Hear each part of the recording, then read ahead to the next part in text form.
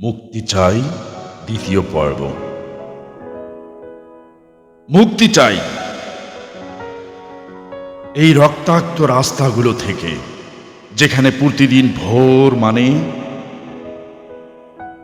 নতুন এক গুমের গল্প, আর রাত মানে একটি মেয়ের আর্তনাদ। শহরের বুক চিরে ছড়িয়ে পড়ে অসহায়ের নিঃশ্বাস। আমি আর বিশ্বাস করতে পারি না, পত্রিকায় ছাপা প্রতিশ্রুতিগুলো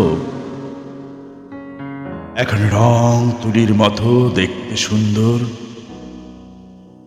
কিন্তু স্পর্শ করলেই ঝরে পড়ে। নেতা হাসে, খুনি চলে রাজপথে বুক ফুলিয়ে, আর আমরা কেবল নিঃশব্দ আতঙ্কে দিন গুনি, কে কখন ফেরে না আর বাড়ি।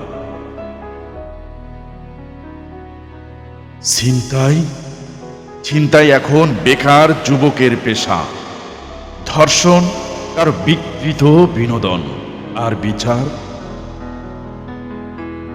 তা যেন কেবল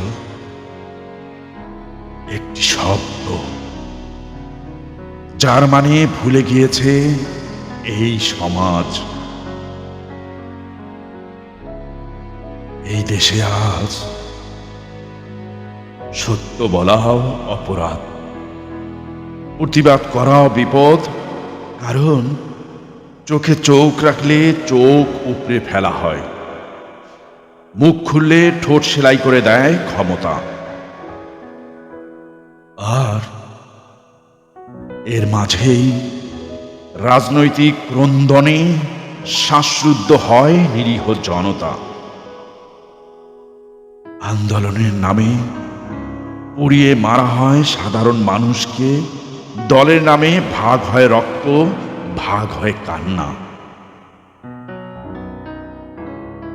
মব জাস্টিসের নামে প্রকাশ্যে রাজপথে ঘুষি, লাথি, রড আর আগুনে ফেটে যায় কারো জীবন। কেউ চিৎকার করে, কেউ ক্যামেরা ধরে রাখে, কিন্তু কেউ বাঁচায় না, কেউ না। এটাই এখন বিচার, এটাই এখন সচেতনতা। আমি মুক্তি চাই,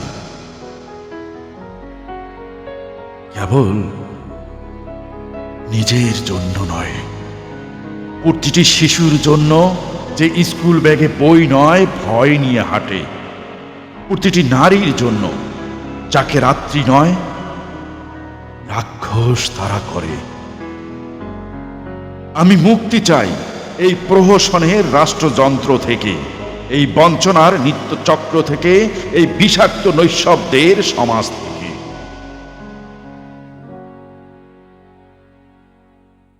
আমি মুক্তি চাই,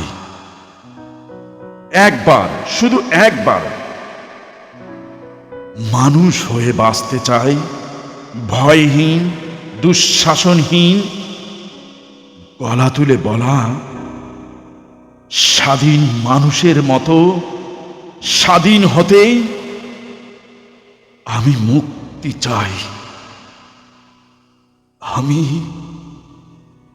মুক্তি চাই।